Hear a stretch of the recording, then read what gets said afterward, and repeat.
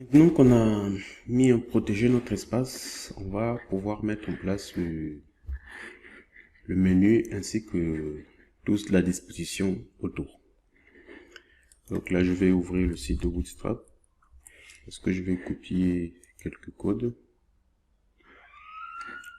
Ah, je vois au passage qu'ils ont mis à jour le site, ça c'est super. Nous, ce qui nous intéresse, c'est ici, on va chercher nav ici. C'est la navigation.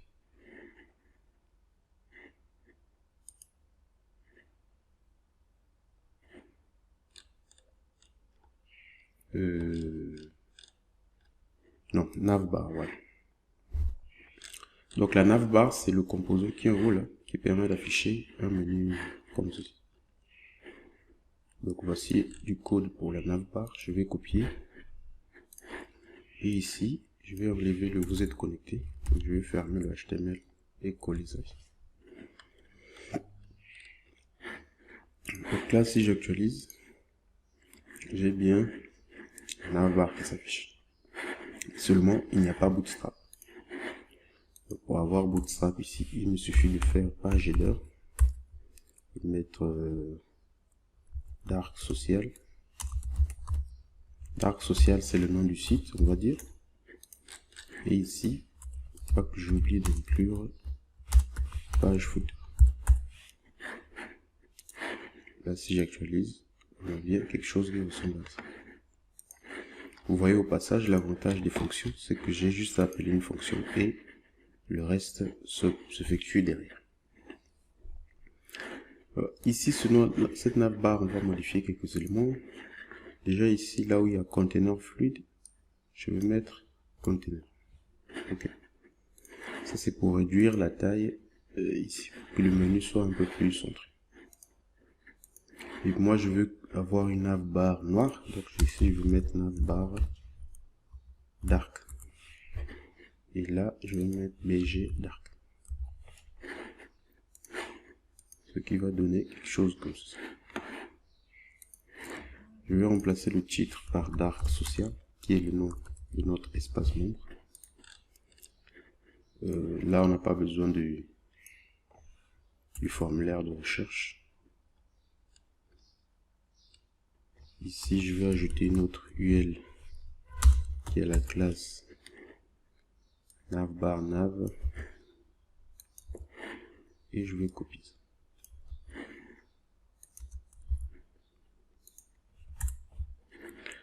Ici aussi, je vais copier le lien et le mettre à ce niveau. Je vais cliquer et transforme le document. Je n'ai pas besoin de ça ni de ça. Là, on va remplacer par accueil. Ok, donc là, quand j'actualise, voici ce que ça donne. J'ai un menu déroulant ici, le dark social. Donc plus tard, on remplacera par notre logo et le menu qui permet d'aller vers la page d'accueil. Donc à ce niveau-là, on va afficher le nom de l'utilisateur. Donc on est parti. Là, pour afficher le nom de l'utilisateur, on va ouvrir echo et on va appeler session. Parce que rappelez-vous qu'on avait enregistré les informations de l'utilisateur dans la session. On avait mis comme clé user. Et nous, on veut récupérer comment on avait fait ça déjà. Je me connecte à MySQL pour voir. Et là, si je fais desk utilisateur, on a le nom, on a le prénom, on a l'email. Ok. Nous, on veut afficher ici le prénom. Donc, si j'actualise, j'ai bien le nom de la personne qui s'affiche ici. Pour avoir une photo de profil, on va utiliser un service qu'on appelle Gravatar. Donc, Gravatar, c'est un service en fait qui tu l'envoies un email et voilà comment ça marche ici.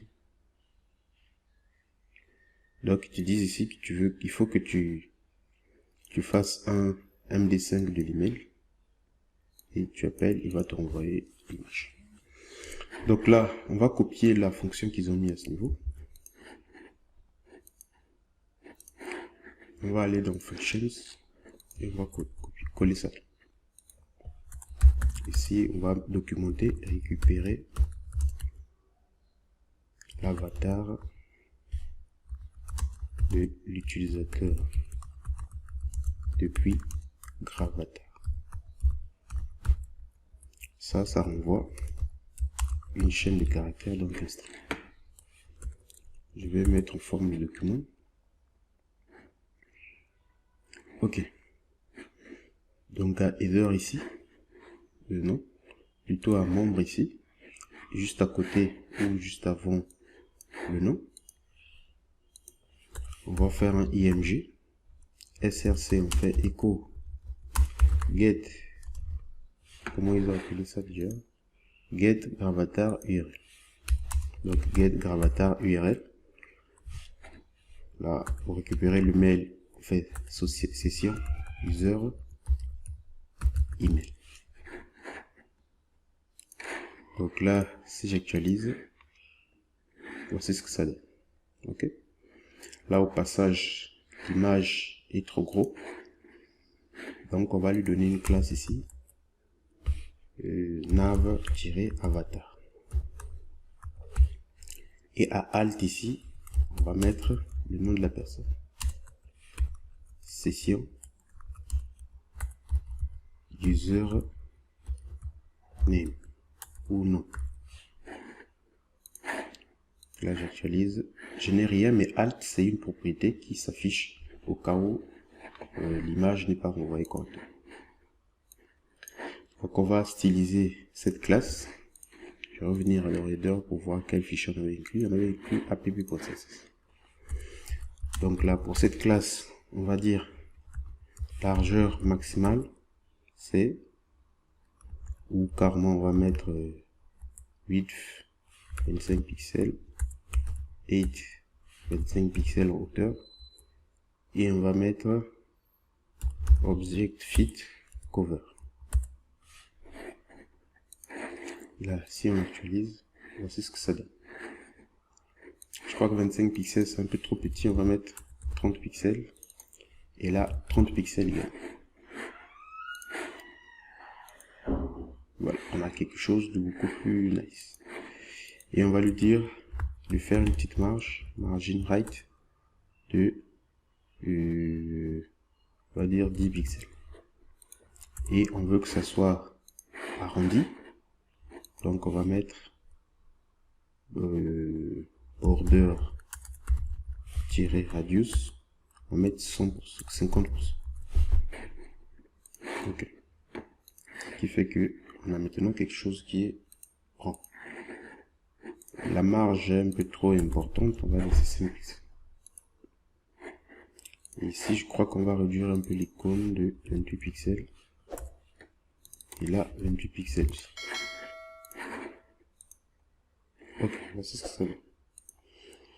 On a bien le nom de la personne. Maintenant, ici, on va changer ces liens là. On revient à membre. Ici, on va mettre mon profil. Ça, c'est la page qui mènera vers sa page de profil. Bon, ici, on ne sait pas encore quoi mettre. On va laisser comme ça. Et là, on va mettre se déconnecter. Se déconnecter. Ok. Donc là, c'est pour permettre à l'utilisateur de pouvoir se déconnecter. On va tout de suite faire cette déconnexion là. Donc, on va créer un fichier logout.php. On va ouvrir PHP. Et ici à membre, ici on va appeler, on va dire de rediriger l'utilisateur vers logout.php.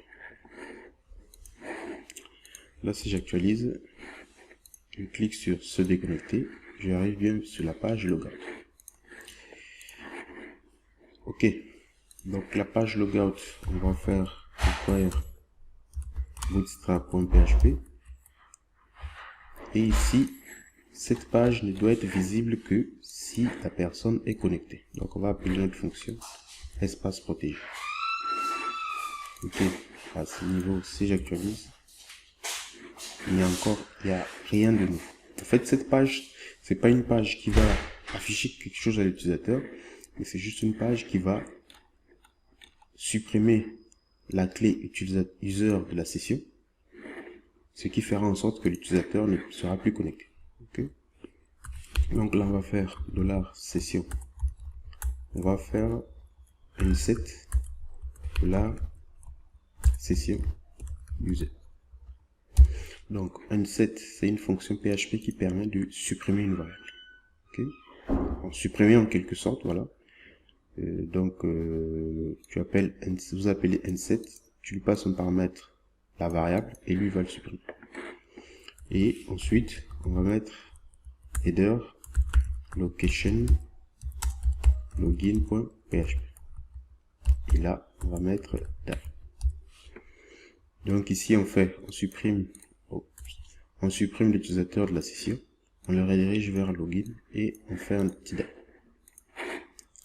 Là, si j'actualise, je suis automatiquement redirigé vers espacement. Si j'appelle logout.php sans être connecté, je suis automatiquement redirigé vers la page de connexion. Si j'essaie d'aller à mon.php, je suis aussi redirigé vers la page de connexion parce que je ne suis pas connecté. Donc là, je vais me reconnecter. 1, 2, 3, 4, 5, 6. Et on arrive bien vers la page, vers notre espacement. Donc la prochaine étape va être de créer la page d'édition du profil. Ok.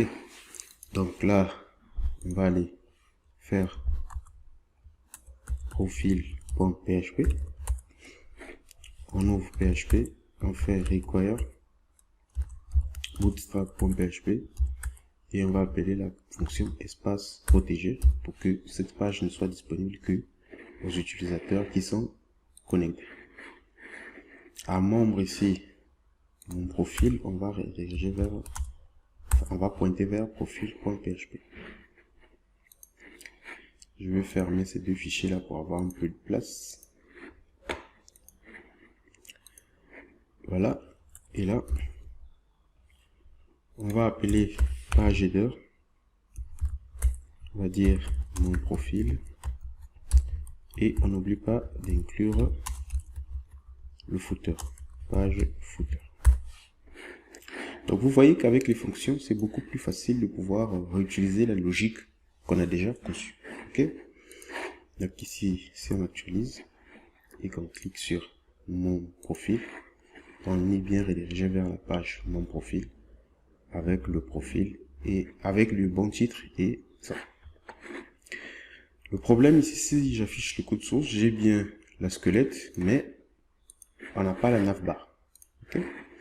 Donc là, on sera tenté de copier la navbar et de le coller là. Alors ça, c'est une mauvaise chose parce que vu qu'on en aura besoin à plusieurs endroits, cela va nous poser problème. Ce qu'on va faire, c'est qu'on va créer une fonction où on va créer un template ici qu'on va appeler nav.php et c'est ce fichier là qu'on va inclure comme header et footer. Donc je viens à membre ici, je copie tout ça et je vais coller ça avec. Là, pour être fidèle à mes principes, je change l'espacement à 2 parce que c'est un fichier qui contient du HTML. Et on est parti. Ici, on va créer une fonction juste après page footer. On va créer nav. On va appeler ça nav. Et c'est parti. Là, on a juste à faire require template nav.php. Ok. On va documenter aussi si inclut le menu de navigation. Et ça retourne rien. Donc retourne void. Ok. Donc là, on a juste à appeler nav ici. Ou on va appeler ça page nav pour que qu'on sache qu'il s'agit en fait de la page.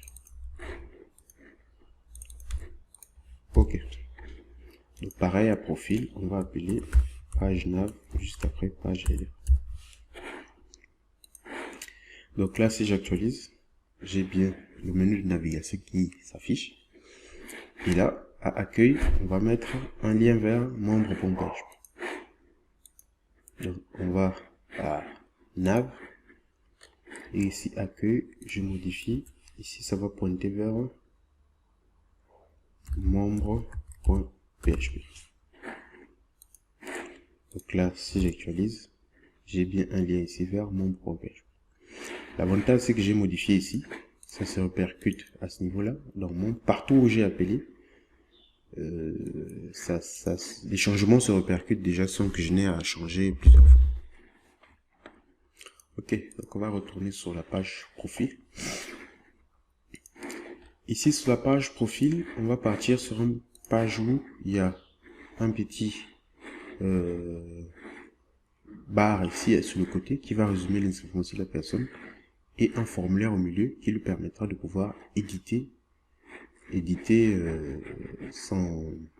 ces informations. Donc c'est parti, on va faire une div avec la classe container. Et ici, je vais changer l'espacement. Voilà. Et là, je vais faire une classe row.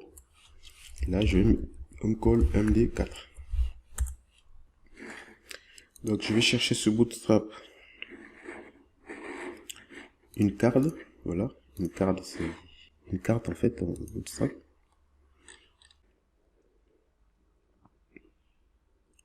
On va chercher carte. On attend que ça charge. Ma connexion internet aujourd'hui n'est pas très rapide. Désolé. Et ici, on va chercher une carte noire qui colle un peu avec notre thème. Donc, je crois que la carte noire, c'est celle-ci, la dernière. C'est ça qu'on va copier là. Celui. Ok, donc je colle, je cherche ici, mettre en forme de document. Ok. Style, on ne veut pas du style, on veut que ça puisse prendre la totalité de la largeur.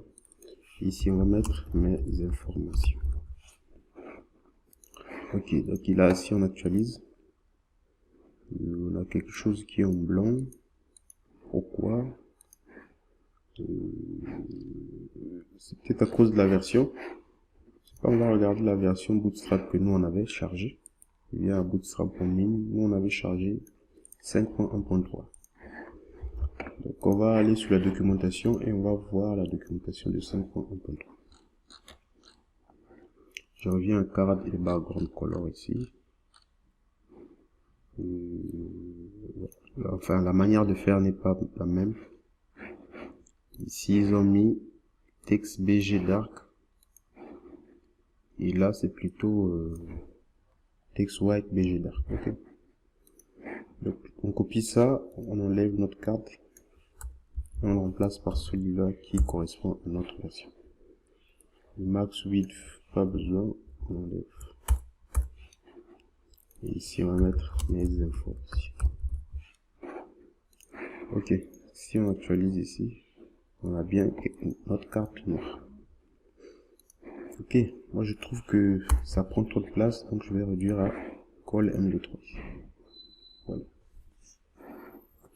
On a notre petite carte. Maintenant, ici, on va enlever ça. Et on va tout de suite mettre une div. Où, voilà, on va mettre une image avec notre gravatar. Donc on va appeler la fonction get gravatar URL. Ou on va le renommer get avatar, tout simplement.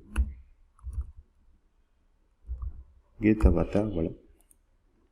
Et on n'a pas besoin de lui passer l'email ici. On va directement récupérer l'email depuis la session. User email. Et on va changer dans nav aussi. On va appeler ça get avatar. Et on ne passe rien. Comme ça, c'est beaucoup plus simple. Get avatar. Ok. Donc là, si on actualise, on a bien notre avatar. Et on va lui ajouter une classe circulaire, je sais pas, rounded circle. Voilà. On ait l'image arrondie. Ok. Donc nous on veut que ça soit centré, donc on va mettre ici mx photo. Ça marche pas parce que là je vais juste mettre text center. J'enlève le mx photo. Ok, on a l'image de la personne. En dessous on aura son nom. On aura son nom. On va mettre ça dans une span. Et là on va mettre $session user name. On va concaténer avec $session user prénom. Ici c'est le nom. Ok, là si on actualise, on a bien le nom de la personne. Bon, moi je veux que tout soit aligné de façon verticale, donc je vais créer une div ici.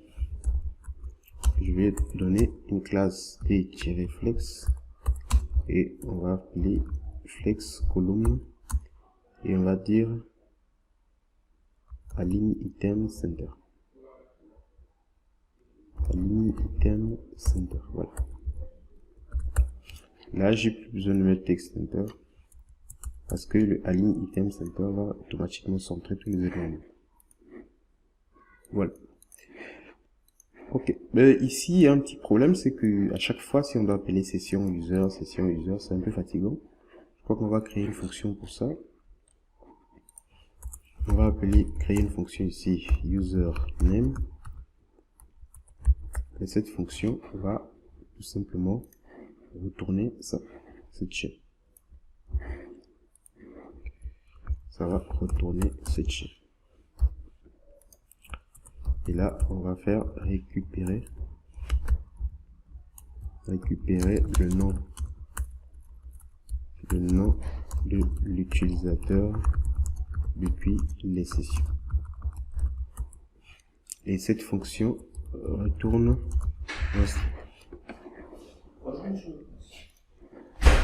là on va appeler username et si on actualise on a exactement la même chose. Ok,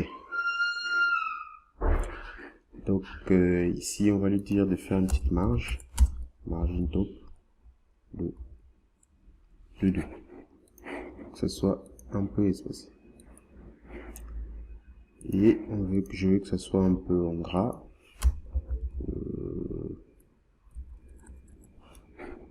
Comment on change la police avec Bootstrap là? On va chercher font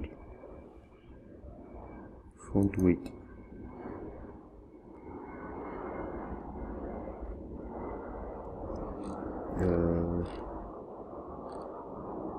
Text transform, font size, font weight ici, on va mettre font weight bold. Ok, donc c'est font weight bold. Super. Après, juste en dessous, on va afficher son email. Pareil, je vais créer une fonction ici. Et je vais appeler user email. Et là, on va appeler session user email. Ok, donc là, l'avantage, c'est que non seulement c'est plus facile à appeler, et aussi, si un jour on veut plus que on veut changer la clé user ici, on ne va pas changer dans les fichiers partout.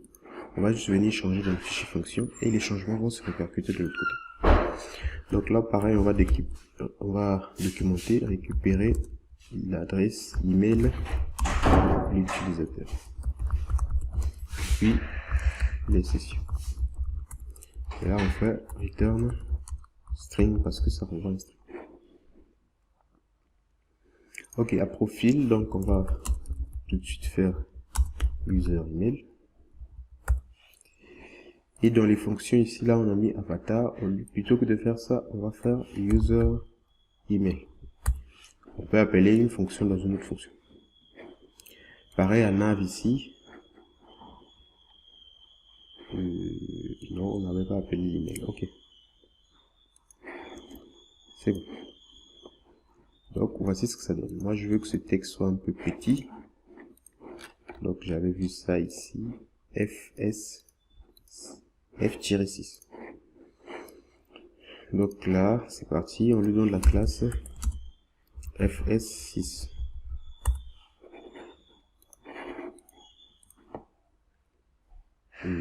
Ça n'a rien changé. Je vais tout mettre small. Pour que ce soit petit. Et j'enlève la classe FS6.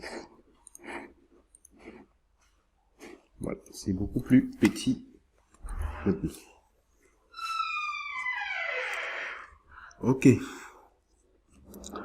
Donc là, voilà.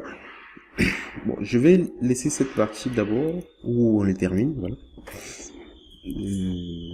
On va afficher d'autres informations. Qu'est-ce qu'on avait dans notre base de données? On a le nom, le prénom, la date de naissance, l'adresse et l'adresse. Donc ici, je vais créer une div qui a la classe d-flex et je vais dire justify content between. On va mettre non, span non, et là on va mettre une span. Ici on va appeler, bon, on a déjà le nom, pas besoin d'afficher le nom encore. On va plutôt afficher la date de naissance. On va mettre span date anniversaire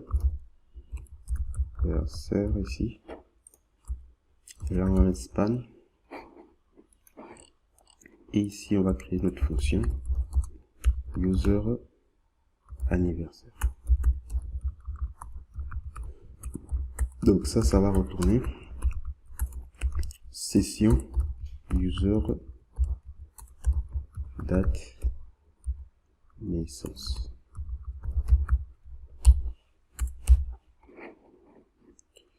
Ok, donc là on appelle user anniversaire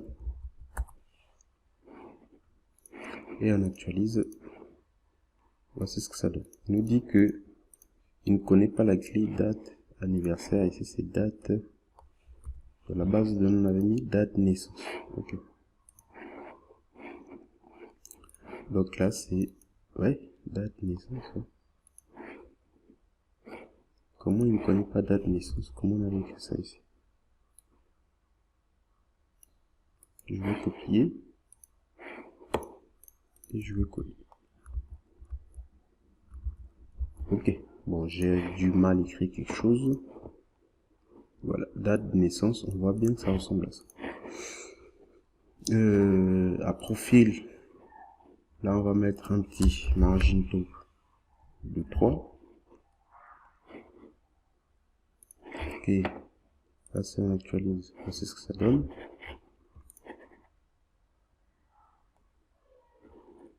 Là je vois que ça prend pas la totalité de la largeur, donc je vais inspecter. Je vois que ma div s'arrête juste ici. On va chercher s'il y a un utilitaire qui permet de faire les tailles.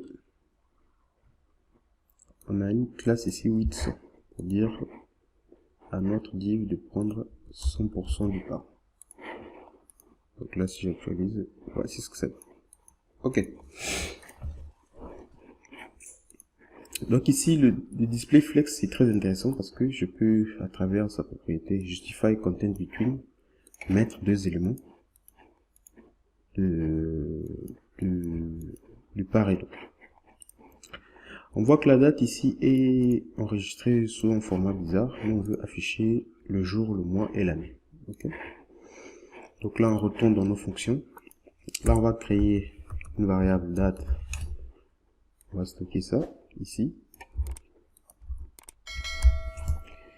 Et ici, on va retourner date format.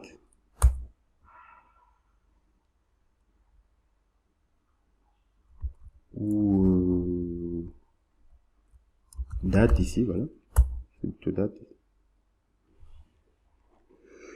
Là, on va lui passer le format. Donc, nous, on veut que ça soit le jour, le mois, ensuite l'année.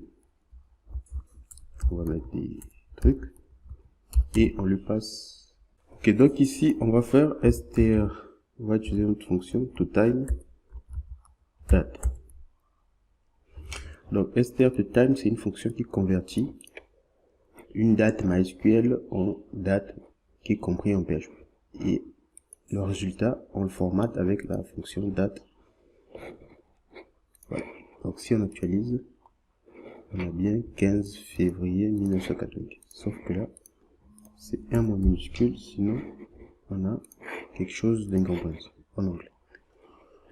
Ok, voilà ce que ça donne. On a 10/2/1995. Donc on va poursuivre, on va mettre un HR. HR, c'est le séparateur ici. On voit au passage que ça ne s'affiche pas.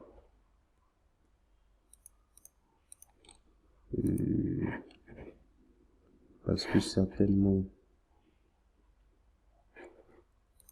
il a une couleur qui n'est pas très correcte. On va lui donner classe text white.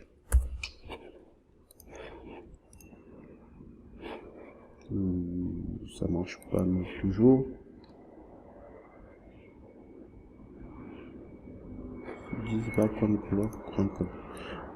Là on va lui donner BG Light.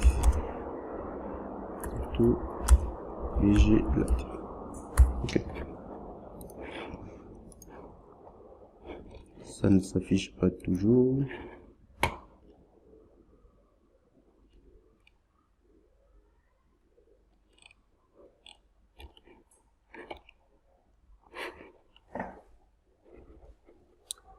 Bon, ouais, parce que ça n'a pas de largeur en fait. 800. Ok, voici ce que ça. Et après la date de naissance, on va afficher l'adresse. Là, on va copier et on met ici adresse. Donc là, on va créer notre fonction user adresse. Et cette fonction retourne $session user adresse. Au passage, on a oublié de documenter.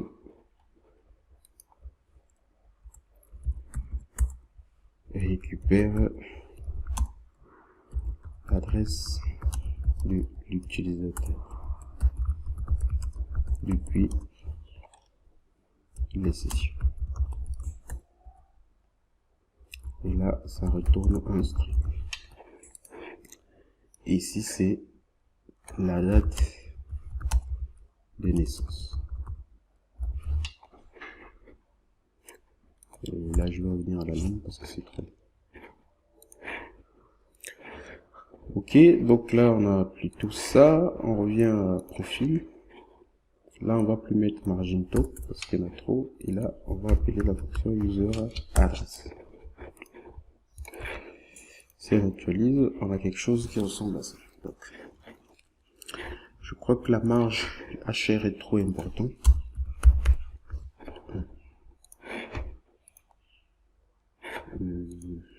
Deux. Ok, voici ce que ça donne. Donc, on va attaquer le formulaire. Ici, on va mettre des petits commentaires dans le HTML, c'est possible. Ici, on va appeler ça sidebar. Et là, on va dire ici fin de la sidebar. Donc là, visuellement, quand tu vois, tu sais que là, c'est le début de la sidebar et là, c'est la fin. Là, on va créer une div On va lui donner la classe call-mb- on va mettre 6. Et là, on va créer un formulaire. Et on va mettre une div qui a la classe mb-3 dans lequel on met le label, form-label, for nom. La classe ça va être form-label et on va mettre ici. Après on a un input de type texte. Le name ça va être nom, id nom, classe form-control. Ok, si on actualise, voici ce que ça donne. Je crois qu'on va mettre ça dans une carte. Ouais, que ce soit un peu plus joli. Quand on met div classe card. Et puis on a une div classe card-header. Et là on va dire éditer mon profil. On va prendre une div qui est la classe card-body. Et voilà. Donc là si on actualise, voici ce que ça donne. Donc là on va mettre require.